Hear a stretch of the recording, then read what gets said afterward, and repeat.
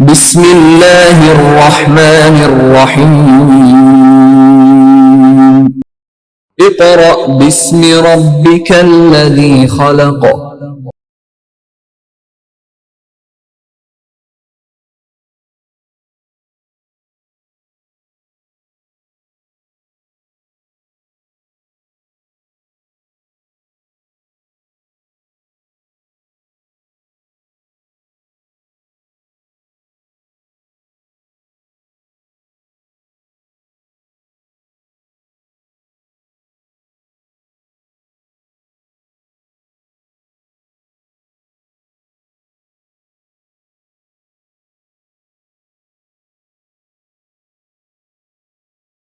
Bismillahirrahmanirrahim.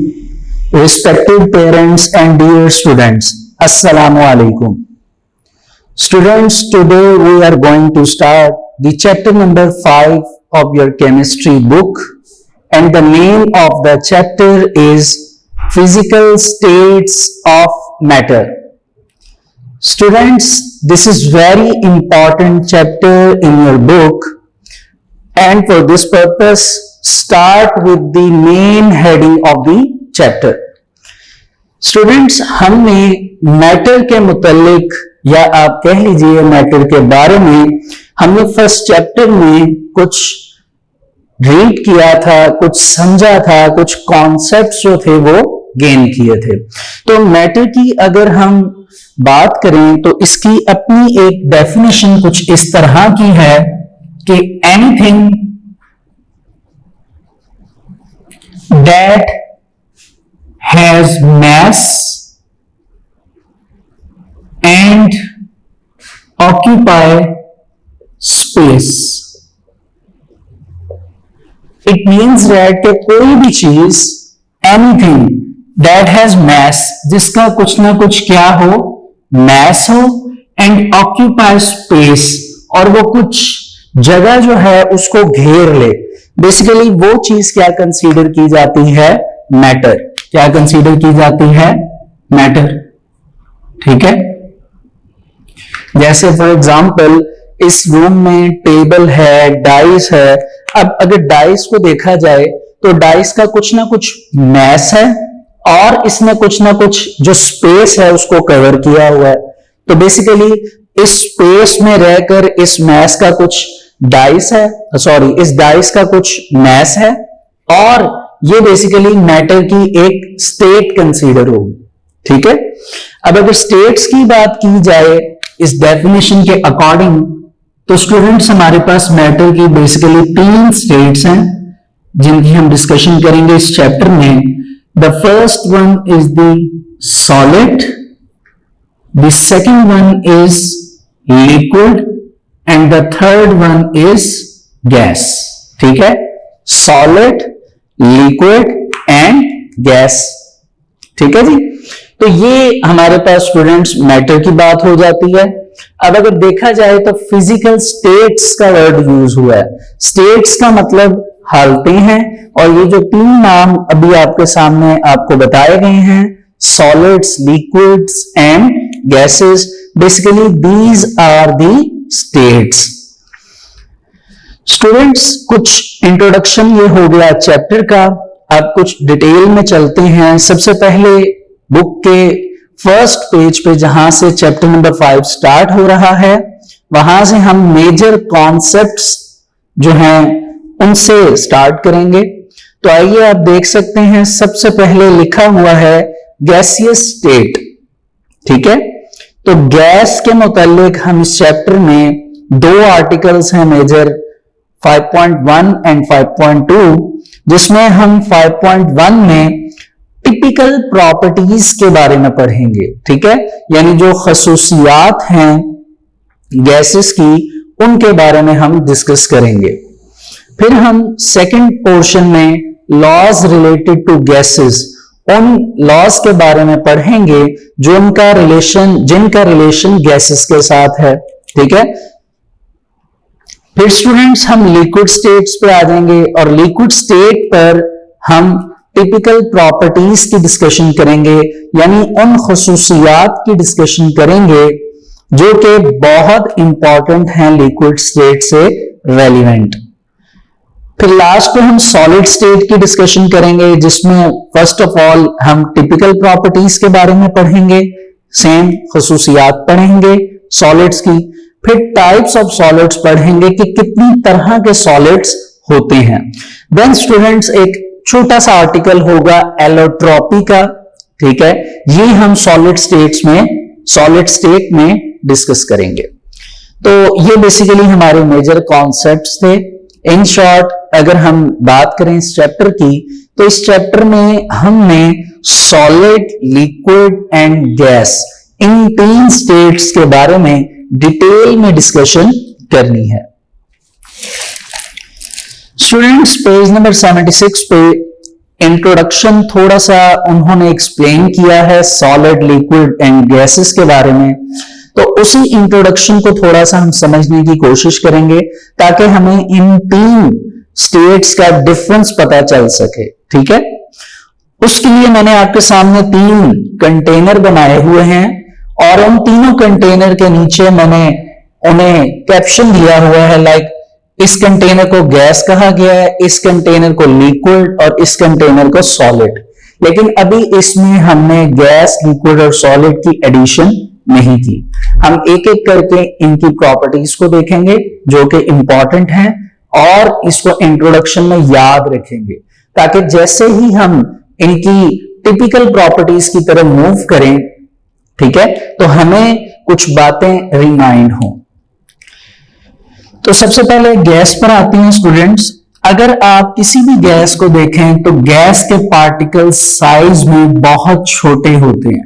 Gas के particle size में क्या होते हैं? बहुत छोटे होते हैं। फॉर एग्जाम्पल ये कोई भी एक गैस है जिसके ये पार्टिकल्स हैं जो कि इस कंटेनर में मौजूद हैं, ठीक है। इन पार्टिकल का साइज एक तो बहुत ज्यादा छोटा है। दूसरी बात क्या है स्टूडेंट्स कि अगर आप इसमें से किसी भी पार्टिकल को सिलेक्ट कर लें, फॉर एग्जाम्पल आप इस पार्टिकल की बात करते हैं, तो ये पार्टिकल इस कंटेनर में रह के 2 ही काम करेगा बेसिकली। पहला फंक्शन ये परफॉर्म करेगा कि it collides the wall of the container, कि वो कंटेनर की वॉल के साथ क्या करेगा? कोलाइड करेगा, टकराएगा। या फिर it collide with other particles, या फिर ये क्या कर सकता है, जो दूसरे इसके नेबरहुड पार्टिकल्स हैं उनके साथ क्या करेगा? कोलाइड करेगा, ठीक है। तो गैस के पार्टिकल बेसिकली यही काम करेंगे एक कंटेनर में। इसके अलावा आपको स्टूडेंट्स इस कंटेनर में ये चीज भी नजर आ रही होगी कि गैस के पार्टिकल्स के दरमियान एम्प्टी स्पेसेस बहुत ज्यादा हैं, ठीक है। एक पार्टिकल ये है तो दूसरा पार्टिकल वो है, क्योंकि नेचुरली तौर पे इनमें बहुत ज्यादा एम्प्टी स्पेसेस होती हैं, इनमें बहुत ज्यादा जो है वो खला होता है, जिस वजह से ये इजीली और रैंडम जो हैं वो क्या करते हैं? मूव करते हैं कंटेनर में। एक बात जो नीचे मेंशन की गई है जो इंपॉर्टेंट है वो ये कि no definite shape and volume, कि इनकी ना तो कोई प्रॉपर शेप होती है और ना ही इनका कोई प्रॉपर वॉल्यूम होता है। जैसे आप यूं एक एग्जांपल ले लीजिए कि आपके पास एक एयर फ्रेशनर है। एयर फ्रेशनर भी गैस से ही मिलकर बनता है, उसमें कुछ लिक्विड भी मौजूद होता है और कुछ पार्टिकल्स होते हैं। आप जब एयर फ्रेशनर को अपने रूम की एक कॉर्नर पे क्या करते हैं, उसको आप एक रूम की कॉर्नर पे जैसे ही एयर फ्रेशनर को आप यूज करते हैं और जैसे ही वो पार्टिकल्स बाहर एयर में आते हैं, तो जितना बड़ा रूम होता है उस रूम में वो सारे गैस के पार्टिकल्स जो कि एयर फ्रेशनर से रिलीज हुए हैं वो स्प्रेड होना शुरू हो जाते हैं। और जितना बड़ा रूम होगा उतने ही बड़े रूम में वो एयर फ्रेशनर की जो स्मेल होगी वो क्या कर जाएगी? स्प्रेड कर जाएगी। क्या कर जाएगी? स्प्रेड कर जाएगी, ठीक है।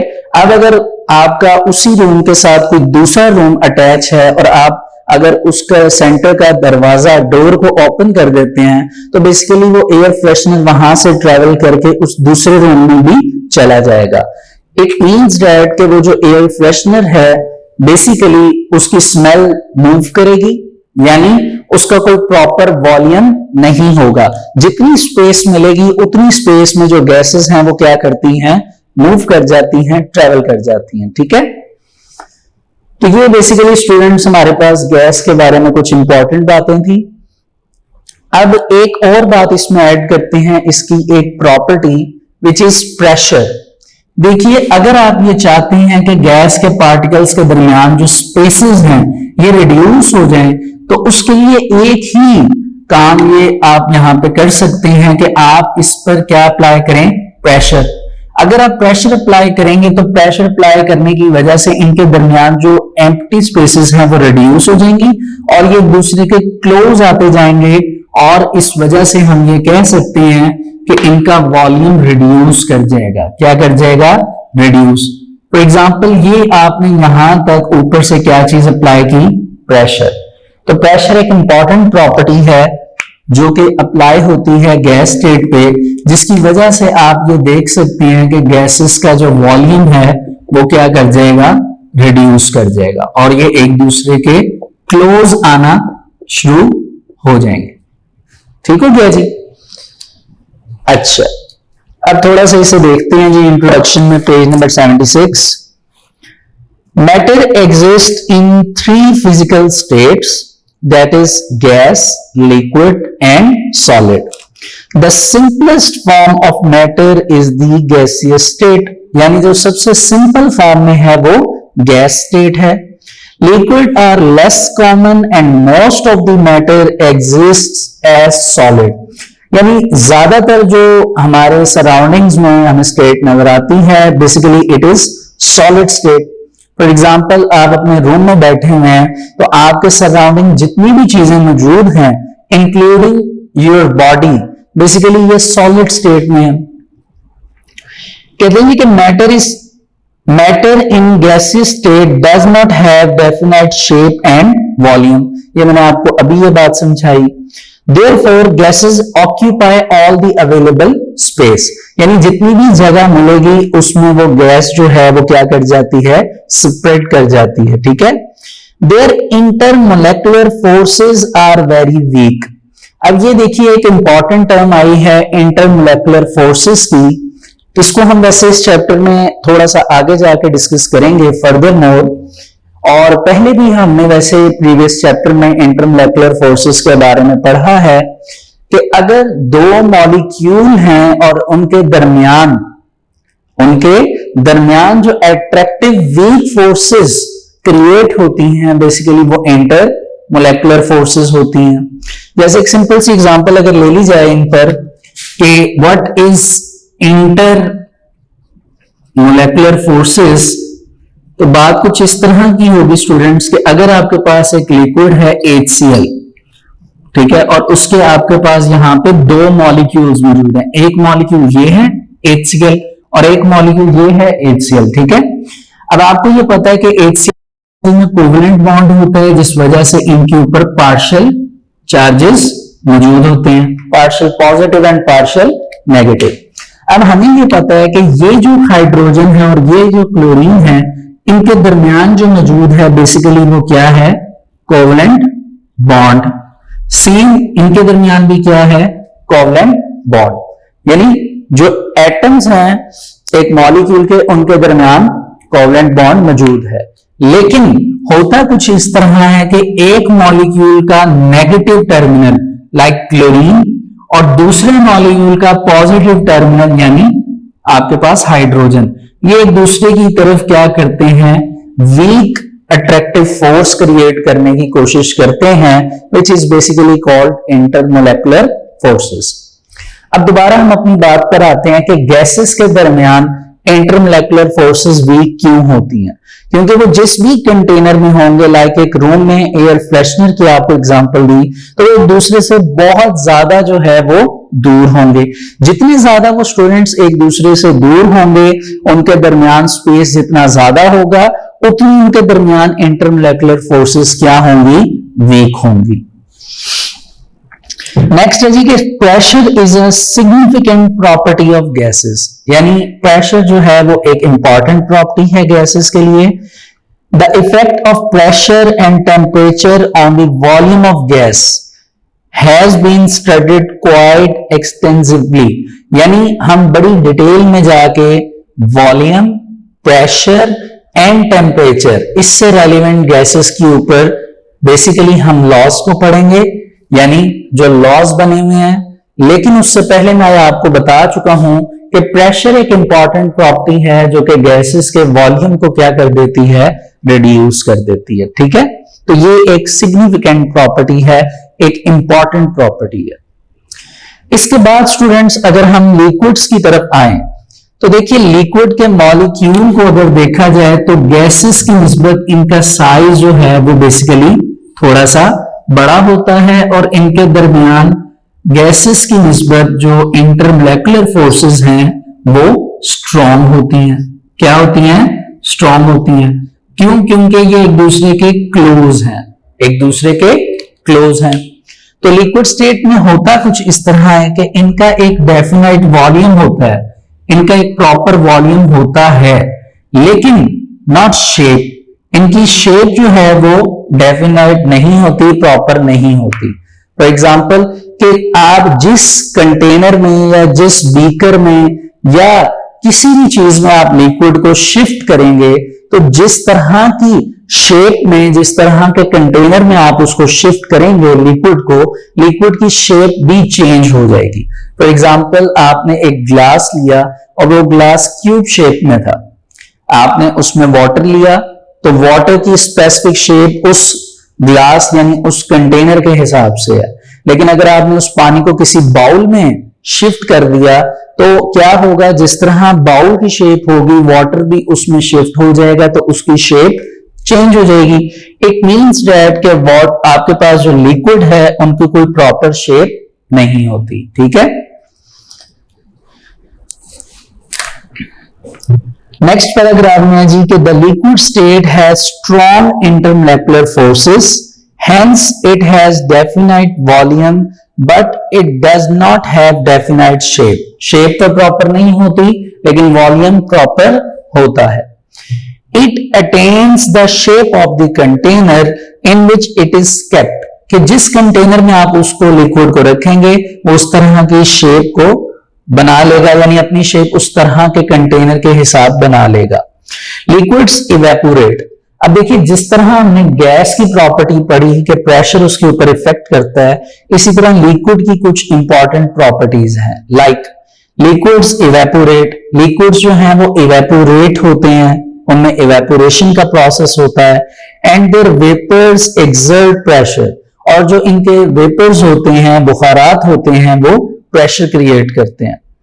When vapor pressure of the liquid becomes equal to the external pressure it boils, यानी हम इस चैप्टर में बॉइलिंग पॉइंट का टॉपिक भी लिक्विड स्टेट में डिस्कस करेंगे कि जब एक बीकर का इंटरनल प्रेशर जो है वो एक्सटर्नल के इक्वल हो जाए तब बेसिकली पानी जो है या कोई भी लिक्विड वो बॉयल होना स्टार्ट हो जाता है। ठीक है, लिक्विड्स आर लेस मोबाइल।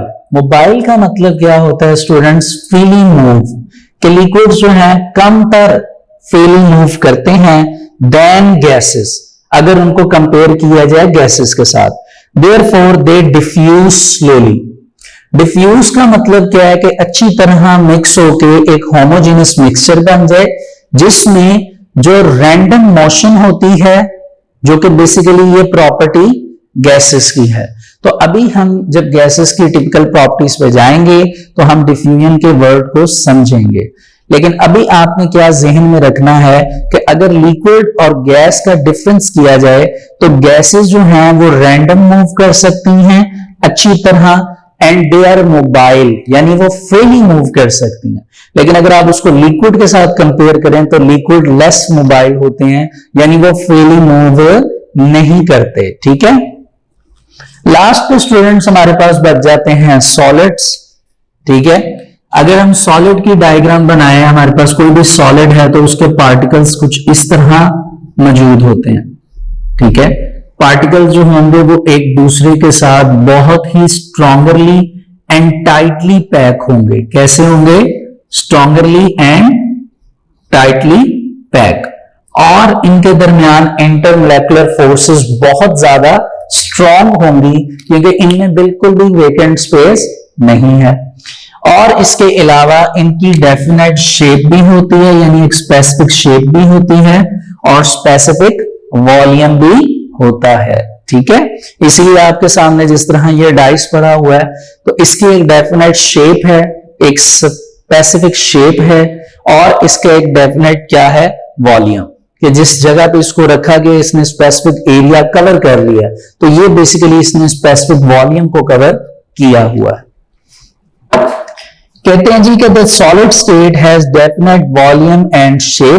ठीक है, दे आर रिजिड। रिजिड का मतलब क्या होता है, सख्त, कि ये स्ट्रॉन्ग होते हैं, जैसे ये डाइस है ये स्ट्रॉन्ग है। ठीक है, and denser then liquids and gases. Denser यानी कि डेंसिटी जो है वो लिक्विड एंड गैसेस से ज्यादा होती है। ठीक है, डेंसिटी क्या है वो भी हम आते हुए टॉपिक्स जब आएंगे तो वहां पे डिस्कस करेंगे। दे एग्जिस्ट इन एमॉर्फस और क्रिस्टलाइन फॉर्म्स।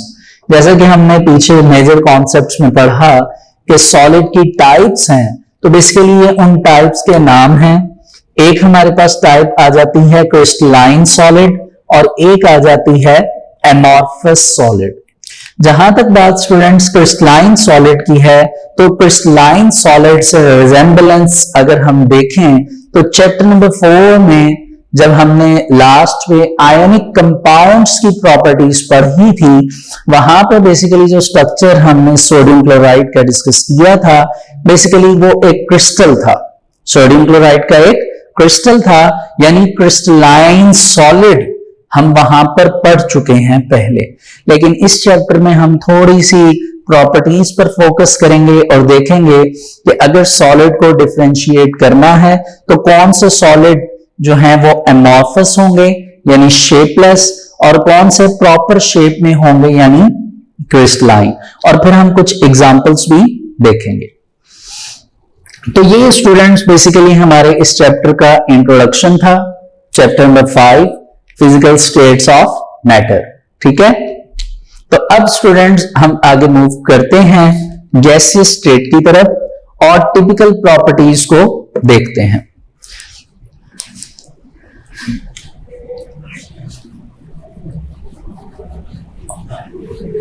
स्टूडेंट्स जहां तक बात टिपिकल प्रॉपर्टीज की है, तो अगर हम देखें तो हमें क्या नजर आता है कि जी 7 टाइप्स ऑफ प्रॉपर्टीज को, तकरीबन ये 7 टाइप्स ही बनेंगी, बल्कि 6 टाइप्स हैं और एक सब टाइप है। ठीक है, आप बुक पे भी साथ साथ देखते रहिए। पहले आपको लिखा हुआ नजर आ रहा होगा टिपिकल प्रॉपर्टीज, जो कि आपका बेसिक आर्टिकल है। हेडिंग में आप आर्टिकल नंबर देखिए 5.1, लेकिन जब हम इसकी डिस्कशन में जा रहे हैं तो आप देख सकते हैं लिखा हुआ है 5.1.1, यानी 5 आपका चैप्टर है, फर्स्ट आपका आर्टिकल है और उसमें फर्स्ट जो है वो आप जा रहे हैं प्रॉपर्टी डिस्कस करने। उसके नीचे आप देखिए तो 5.1.2 यानी सेकंड आपके जो मतलब कि प्रॉपर्टी है आप उसको डिस्कस करेंगे। इसी तरह ये आगे चलती जा रही है। तो स्टूडेंट्स अगर हम गैस स्टेट की बात करें तो बेसिकली अब हम टिपिकल प्रॉपर्टीज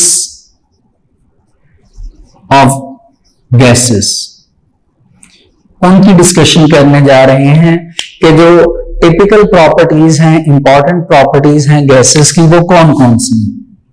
तो आप देख सकते हैं नंबर फर्स्ट पे हम डिस्कस करेंगे डिफ्यूजन। क्या वर्ड है जी, डिफ्यूजन। नंबर सेकंड पे हम डिस्कस करेंगे इफ्यूजन। ठीक है, नंबर थर्ड पे सी पे हम लिख रहे हैं प्रेशर। क्या वर्ड है जी, प्रेशर। डी में हमारे पास स्टूडेंट्स असल में प्रेशर की आगे एक सब टाइप है, it is called standard atmospheric pressure, जो आपको नेक्स्ट पेज पे नजर आ रही होगी, जिसको हम डिनोट करते हैं STP से। ठीक है, वहां पे वैसे मेंशन नहीं है, आप इसको बुक पे देखिए, स्टैंडर्ड एटमॉस्फेरिक प्रेशर। ठीक है, उसके बाद नेक्स्ट जो प्रॉपर्टी आ जाती है वो है कंप्रेसिबिलिटी।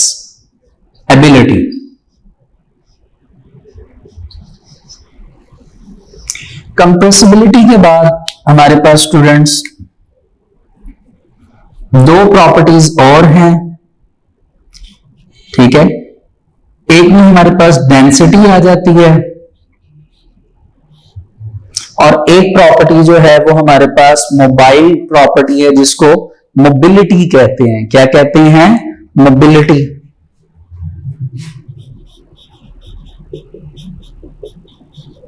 तो ये प्रॉपर्टीज हैं स्टूडेंट्स जो कि हमारे पास हमने डिस्कस करनी है गैसियस स्टेट में, ठीक है। डिफ्यूजन, इफ्यूजन, प्रेशर, ठीक है।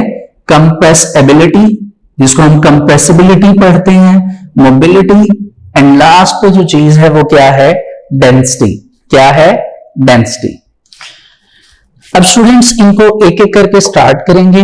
पहले हम आते हैं डिफ्यूजन की तरफ के डिफ्यूजन क्या है। देखिए इसको आप समझिए, फिर हम इसकी डेफिनेशन को पढ़ेंगे। आपके पास अगर फॉर एग्जांपल आपके पास दो गैसेस हैं और आप उनको मिक्स करना चाहते हैं, ठीक है, जिनके गैसेस के मॉलिक्यूल्स, तो क्या होगा जब आप उन दो गैसेस को एक कंटेनर में लेंगे, तो क्योंकि वो गैस है और गैस की प्रॉपर्टी अभी हमने डिस्कस की है कि उनको जितना वॉल्यूम मिलेगा वो उतनी क्या होंगी, उस वॉल्यूम के एतबार से एक्सपैंड करेंगी, ठीक है। क्योंकि हम गैसेस के मॉलिक्यूल्स को ले रहे हैं तो वो अच्छी तरह आपस में क्या करेंगे, एक दूसरे के साथ कंबाइन होने की कोशिश करेंगे, जो कि बेसिकली कॉम्बिनेशन नहीं होगा बल्कि कोलाइजन होगी। क्या होगी? कोलाइजन। जब आपको डायग्राम बनाकर बताई गई थी तो आपको ये बताया गया था कि गैसेस जो हैं बेसिकली एक बीकर में जब होती हैं, गैस के पार्टिकल्स या गैस के मॉलिक्यूल्स, तो वो गैस के मॉलिक्यूल्स दो ही काम करेंगे। फर्स्ट वन इज दैट कि वो अपने नेबरहुड जो पार्टिकल या मॉलिक्यूल है उसके साथ कोलाइड करेंगे या फिर वॉल ऑफ द कंटेनर, चाहे इनमें से कोई भी पार्टिकल क्यों ना हो। तो हम ये कहेंगे कि डिफ्यूजन एक ऐसा प्रोसेस है जिसमें स्पॉन्टेनियस यानी खुद ब खुद मिक्सिंग अप ऑफ मॉलिक्यूल्स, के मॉलिक्यूल एक दूसरे में मिक्स होंगे बाय रैंडम मोशन, जिसमें उन मॉलिक्यूल्स की मोशन क्या होगी? रैंडम, यानी जिगजैग, कहीं पर भी वो मूव कर सकते हैं क्योंकि स्पेस बहुत ज्यादा है। रैंडम मोशन एंड कोलाइजन, और वो टकराएंगे किसके साथ? या तो अपने नेबरहुड मॉलिक्यूल के साथ या पार्टिकल कह लीजिए, या फिर वॉल ऑफ द कंटेनर। और लास्ट पे क्या बन जाएगा जी? क्या थी definition? And collision to form a homogeneous mixture, ताकि वो मिलकर एक स्पेसिफिक मिक्सचर बना दें जो कि बेसिकली क्या कहलाएगा? होमोजीनस। होमोजीनस का मतलब क्या है जी? सेम। ये बेसिकली हमारे पास क्या टर्म आ जाती है? डिफ्यूजन। तो इस बीकर में आप देख सकते हैं जितने भी पार्टिकल्स हैं वो एक दूसरे के साथ कोलाइड करेंगे, जो भी करेंगे, लेकिन एक सेम मिक्सचर बन जाएगा, ठीक है। बुक पे देखिए diffusion, gases can diffuse very rapidly, यानी गैसेस जो हैं बहुत तेजी से जो हैं वो क्या होती हैं? डिफ्यूज होती हैं। तो प्रॉपर डेफिनेशन क्या है? Diffusion is defined as spontaneous, यहां पे आप स्पॉन्टेनियस को अंडरलाइन करके इसके ऊपर लिखिए खुद ब खुद, ठीक है, यानी itself. Spontaneous mixing up of molecules by random motion and collisions to form a homogeneous mixture. इसमें रैंडम मैंने आपको मीनिंग बताया जिगजैग, और कोलाइजन्स का मतलब टकराना, ठीक है। उसने कोलाइजन नहीं लिखा, कोलाइजन्स लिखा है कि वो टकराएंगे। अब वो कहां टकराएंगे वो आपको बता दिया गया, जैसे अपने नेबरहुड पार्टिकल्स या फिर कंटेनर के साथ, ठीक है। आगे लिखा हुआ है जी कि rate of diffusion depend upon the molecular mass of the gas. सबसे इंपॉर्टेंट बात कि रेट जो है डिफ्यूजन का, कि डिफ्यूजन फास्ट होगी कि स्लो होगी, वो डिपेंड करता है जो गैस आप लेंगे उसके मॉलिक्यूलर मास के ऊपर। मॉलिक्यूलर मास क्या है? कि उनके वेट के ऊपर। जैसे आप यूं कंसीडर कर लीजिए, इस बीकर में हमारे पास हाइड्रोजन गैस है, हाइड्रोजन का एटॉमिक नंबर 1 होता है, मास भी क्या होता है? 1।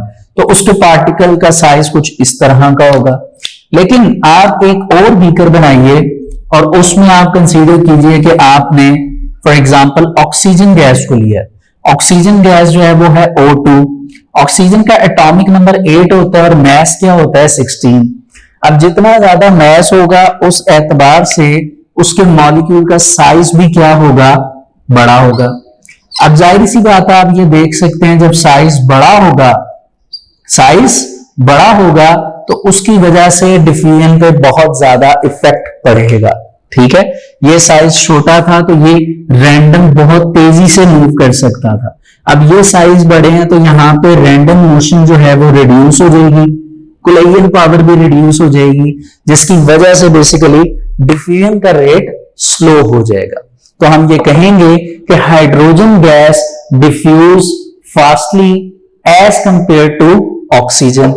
ठीक है, तो आगे यही गिवन है एग्जांपल कि lighter gases diffuse rapidly than heavier ones, कि जो जिनका मास कम है, लाइटर हैं, हल्की हैं, वो गैसेस ज्यादा जल्दी डिफ्यूज हो जाती हैं as compare to heavier gases, यानी जो गैसेस भारी हैं। For example hydrogen diffuses 4 time faster than oxygen gas, कि हाइड्रोजन जो है वो 4 गुना ज्यादा जल्दी डिफ्यूज हो सकती है as compare to oxygen gas. ठीक हो गया, as compare to oxygen gas. अच्छा जी, ये पहली प्रॉपर्टी थी डिफ्यूजन की। अब हम मूव करते हैं इफ्यूजन की तरफ। किसकी तरफ? इफ्यूजन की तरफ। देखिए, इफ्यूजन की डेफिनेशन को समझाने से पहले ही मैं आपको एक एग्जांपल देना चाहता हूं जिससे आपका कॉन्सेप्ट रिलेटेड टू इफ्यूजन बहुत ही जल्दी क्लियर हो जाएगा। फॉर एग्जाम्पल आप बाइक चलाते हैं, ठीक है, या आप साइकिल चलाते हैं, किसी वजह से उस बाइक या साइकिल के टायर में एक होल हो जाता है। फॉर एग्जाम्पल कोई नेल था, कील, जो उसमें लगा और उसमें एक क्या हो जाएगा, होल। इसको आप टाइनी होल का नाम दे सकते हैं। अगर तो वो कील लगने के बाद उस टायर के ऊपर से सेपरेट हो गया, कहीं इधर उधर गिर गया, तो क्या होगा कि वो होल तो अपनी जगह पर कायम रहेगा। अब अगर आप बाइक चला भी रहे हैं तो थोड़ी देर के बाद उस टायर की जो ट्यूब है उसमें बेसिकली जो गैस होगी, क्या होगा, वो गैस उसमें से 1 बाय 1 करके मॉलिक्यूल रिलीज होना शुरू हो जाएंगे उस टाइनी से होल से। इट मीन्स दैट आप आखिरकार ये कह देंगे, जैसे ही उसमें से गैस सारी निकल जाएगी तो आप ये कहेंगे कि जी मेरा टायर पंक्चर्ड हो गया। तो बेसिकली इसमें जो गैस निकल रही है, गैस का टाइनी होल से निकलना, basically this is effusion. Effusion क्या होता है कि एक किसी कंटेनर में या आप कह लीजिए टायर में गैस फिल थी अच्छी तरह, वहां पे एक टाइनी सा होल हुआ और गैस के पार्टिकल्स उस टाइनी होल में से रिलीज होना शुरू हो गए, निकलना शुरू हो गए। तो बेसिकली उन पार्टिकल्स का निकलना यही क्या कहलाता है, इफ्यूजन। ठीक है, तो आइए इफ्यूजन को देख लीजिए। इट इज एस्केपिंग, एस्केप का मतलब क्या होता है, बच के निकलना।